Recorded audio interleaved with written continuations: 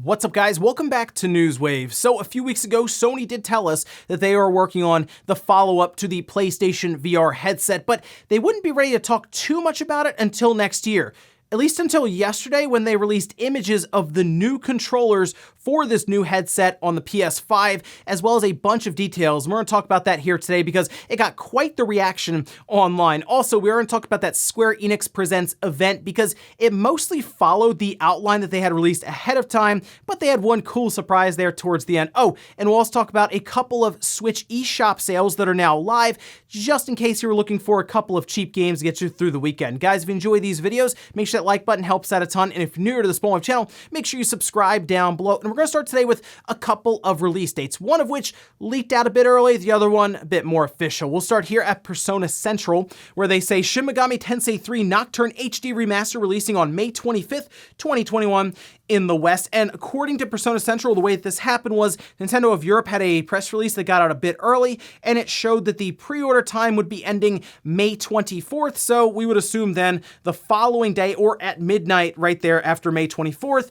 it would go live, that being May 25th, of course. And this did release in Japan at the end of last year. It had some issues, so I am wondering if maybe a patch will just show up on the cartridge or the disc for the PS4, or if we'll have a day one patch to download there. Otherwise, though, if you're looking for when they would be making this official, Persona Central does point out that this weekend there is a Shin Megami Tensei event that will be taking place, and that's where I would expect Atlas to show up with the announcement, so just keep an eye out for that. As for the other release date, that would be Scarlett Nexus. This the game that debuted at Xbox's event, I believe, last year from Bandai Namco. We had details also around a digital deluxe edition. We can see that here. This coming with the full game, battle attire set red, digital soundtrack, digital art book, additional attachment, the others. This digital deluxe edition would be $79.99, or you just pick up the standard edition at $59.99, and that does include for the PS5, so no $70 variant here, but this will be releasing on the PS5, Xbox Series,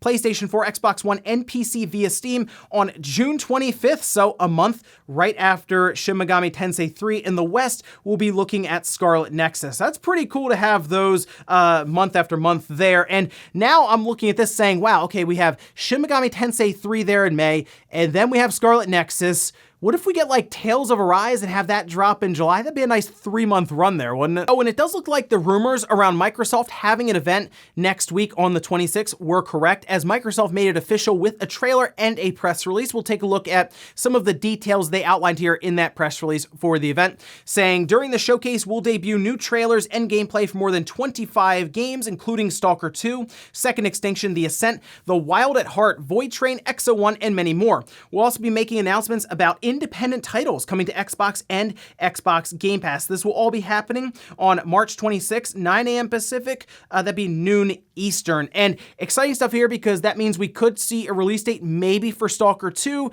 And then, of course, Game Pass games could be anything. They could drop some independent games in there, maybe some bigger titles, and they could even shadow drop them. So look forward to this one next Friday. And guys, with some of the quick news out of the way, let's get into the bigger stuff. Let's start right away with the PlayStation VR 2 and the controllers that Sony unveiled yesterday. There were a lot of people who reacted to these controllers because at first glance, they do look kind of strange, but it actually makes sense in the world of VR with how the controllers look currently with like Oculus or the Valve Index as examples. But we'll go over some of the images here while I talk about some of the features that Sony did unveil, starting with adaptive triggers. Not surprising to hear about that. That is also on the DualSense, of course, and is something that Sony is working into quite a few of their games alongside of some of the third parties. And then we have haptic feedback. Once again, not surprising to hear about that. But then we get into some interesting stuff here for the realm of VR, which includes finger touch detection. And the idea here is it will actually be able to detect your fingers without pressing in the areas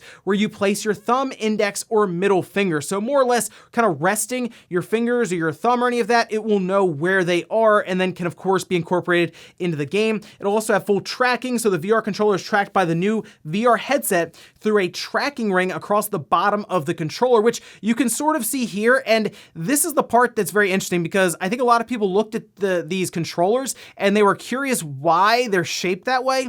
Well, if you, for example, look at what Oculus is doing, they have kind of their own ring, and in there are a bunch of IR lights, and the way it works is that does tracking for your hands. So if you decide to turn or twist or move your hand around, it will actually work in the game because it's able to track it. And then they also go over a few other things like action buttons and the analog sticks, as well as a grip button for grabbing things in the game. And to be honest, looking at these controllers here that Sony showed off, it does kind of fit in the realm of VR alongside of some of the other controllers that are already out there. And based on some of the things they are talking about here with these controllers, I have to imagine that Half-Life Alyx is going to be ready to go for the next generation PlayStation VR headset, because it sounds like this would support it completely across the board. And just this controller here would be a massive jump from what's being used with the current PlayStation VR headset. And that gets me actually pretty excited for what Sony could have incorporated into the headset itself, because I had mentioned online, I said, wow,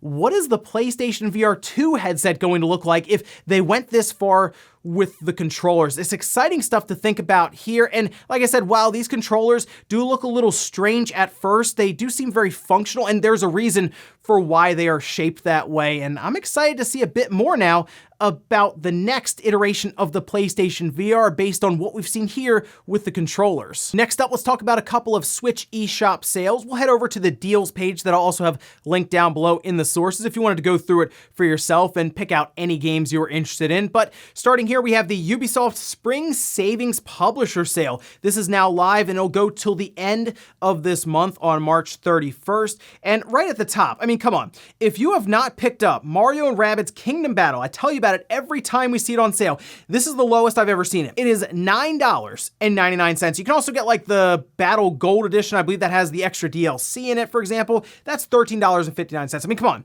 It is an awesome game to check out, completely worth $10. But look at this, Scott Pilgrim vs. the World, the game, is $12. Another good pickup there. Immortals Phoenix Rising is half off at $30. We have Assassin's Creed, the Rebel Collection, which has Black Flag and Assassin's Creed Rogue at $20, so really $10 each. Another good pickup there. You also have South Park, The Stick of Truth, which I actually liked a bit more than the sequel. That one is $12. And hey, look at that. Wheel of Fortune for $8. How can you beat that one? We also have the Capcom Publisher Sale, that also running till the end of the month. And we can see all the Devil May Cry games here that's on the eShop, Devil May Cry 1, 2, and 3 Special Edition, all of them marked down, so $10 a piece on Devil May Cry 1 and 2, and then $12 for Devil May Cry 3. Dragon's Dogma at $15 is a good deal. Mega Man 11, if you have not picked it up, $15 is also a good one there. Then we have Mega Man Zero ZX Legacy Collection at $19.79, Okami HD at $10, the Ace Attorney Trilogy at $15. Capcom actually does a pretty good job with their sales, and they also have a couple of 3DS games that are worth checking out here on sale as well. And while we're on the topic of the deals page here, just a quick reminder, the Square Enix sale will also be running until the 24th of next week, so actually a lot of different Switch games here on sale, some very good ones, so if you have any suggestions for people that are watching the video, leave them down in the comments below. Next up, let's talk about that Square Enix Presents that we had yesterday, and while I saw a lot of people were kind of disappointed with it, I mean, they told us what would be there. Like, they put out an entire outline as to everything they were going to show, except for one thing. They had one little surprise thrown in there, which was pretty cool, but I'll go through some of the highlights, I guess, because there were a few things like Outriders, for example. Yeah, that's out April 1st. There's even a demo. Like, do we really need to see much more about that? Probably not. Or Balan Wonderworld. That's, I'm sure that'll compete with Monster Hunter when that drops the same day, but let's talk about some of the highlights here. That does include Life is Strange True Colors, that's out in September. Then we also had Life is Strange Remastered Collection, that's out later this year. I saw a lot of people excited for Life is Strange. I've never gotten into the series. Maybe I'll check it out. Let me know, guys, down in the comments if it's something I should be checking out there, if it's a good game worth picking up. And we have Marvel's Avengers. The next gen patch is out now.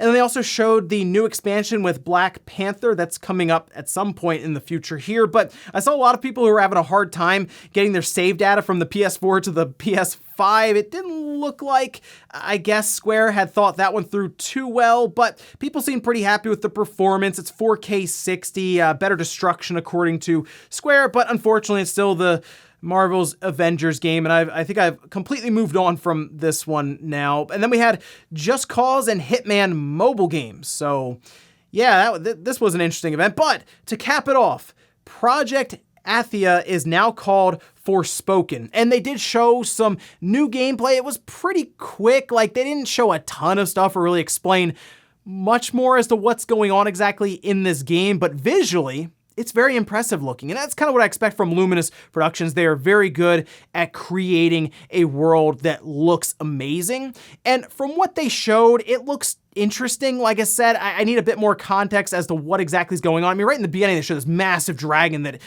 shoots up into the sky, and then they show the character kind of running across these very large landscapes. And from what they were doing and some of the movement, it looked really cool, but that's kind of where it ended. I'm not really sure, like I said, what else we have here with this game, but it's not due out until 2022 at some time, and it could even be a game that falls into later 2022. So we very well could be a year and a half out, but for the most part, the Square Enix Presents event is exactly what they told us it would be, with the added benefit of finding out that Project Athia is now called Forspoken. So pretty much business as usual for this one. In our last bit of news, let's talk about Game Pass for PC, because recently a ton of games have hit the service. We just talked about all the EA Play games that hit, but also Nier Automata, which was pretty cool to see that pop up. It's been on Xbox Game Pass for a while, but why not? It's cool to have it on PC, but if it's the same version as the one on Steam, do people really want to play it? Because there's a lot of things that had to happen just from the user community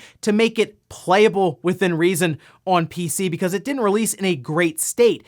But what if this version was different? Because this caught a lot of people off guard. Check this out. This tweeted from Wario64 saying Q-Lock helped with the Windows 10 Game Pass PC version of Nier Automata become as God's Edition, confirming additional features. Borderless video setting, Fidelity FX, HDR, UI textures upscaled to 4K. Basically, they ported the game again, put additional work and time into it, and made it better on Game Pass than it is on Steam. That is interesting. That is very unexpected. Now people on Steam are confused because they're like, wait, why? We're on the same we're on PC. Why do they get the better version, just randomly? It's strange that Square wouldn't then go, okay, let's also fix up the one on Steam, because really a lot of people in the community there on Steam have had to release different mods and patches themselves to get the game within reason for people on PC. And then here just comes the Game Pass for PC version, and it's just better with all these extra features being redone by Q-Lock. Interesting to think about that for some of these Game Pass releases in the future, that they could actually have additional time put in them and end up being just a better port outright. And before we go to the comment of the day, we'll take a look at the poll that I posted up yesterday, where I asked, will Persona show up on Xbox Game Pass like the rumors say? This was kind of split, actually. 57% said yes, Microsoft will write Sega and Atlas a big check, and then 43% said no, Persona won't go to the Xbox. I should have put a few other things in there. I should have said Persona 5 and in 2021. Should have put a time limit on it, because who knows, 10 years from now, Microsoft could own Sega for all we know, right? But looking at this, I think Microsoft is a company who would write that big check to pull Sega and Atlas away from Sony. Or like I said, they might just outright buy Sega. Who knows? Microsoft's all over the place, throwing money around like crazy. You never know. But yeah, I think it's possible. I know we talked about Strikers, but let's talk Persona 5. Yeah, I think it could happen. I think Microsoft could actually convince Atlas and Sega with a big old bag of money to bring Persona 5 Royal to Game Pass day one, too. That would be an interesting thing to see, because all of a sudden you would have a lot of people looking around on PC and on Switch and say, well, can we get it next? And we'll finish up with the comment of the day, as you're seeing here. This is from Corbin saying, Breath of the Wild with ray tracing and 8K. Nintendo, shut it down. And this is really funny because it reminds me of a tweet that Nvidia had put out where they noticed that someone had put out a video showing Mario 64 with ray tracing. It's probably that Windows port that's been making the rounds and had been modified heavily. It looked really cool because it's Mario 64 with cool ray tracing and water effects and the lighting, but it was weird because it was Nvidia who kind of quote tweeted it and mentioned it, was like, hey, look, Mario 64 with ray tracing. Everyone's like, wait a minute, are you allowed to do that? Because that's Nintendo's IP that's being modified heavily, and they already, you know how Nintendo gets with that kind of thing. But like, what's Nintendo gonna do? They're gonna start ripping Tegras out of their Switch system? They're gonna halt production? No, but who knows? Maybe Nvidia was trying to show us what the future of Mario could look like. Or maybe a social media manager at Nvidia got bored on the lunch break and saw something that was really cool and decided to post it on their Twitter account. Ladies and gentlemen, that's gonna do it here for Newswave. If you enjoyed this video, guys, hit that like button, really helps out. If not, hit the dislike. Leave comments down below about everything we talked about here today. Where's the PlayStation VR 2 controllers? What do you think about the look of them and the features, especially compared to some of the other VR controllers around it from like Oculus or Valve or HTC? Also, what about those different eShop sales? Remember to leave some suggestions down in the comments. And then that Square Enix Presents event. What did you think about it? Thanks guys for watching. Have a great weekend. I'll see you back here Monday morning, 8 a.m. Eastern time for Newswave.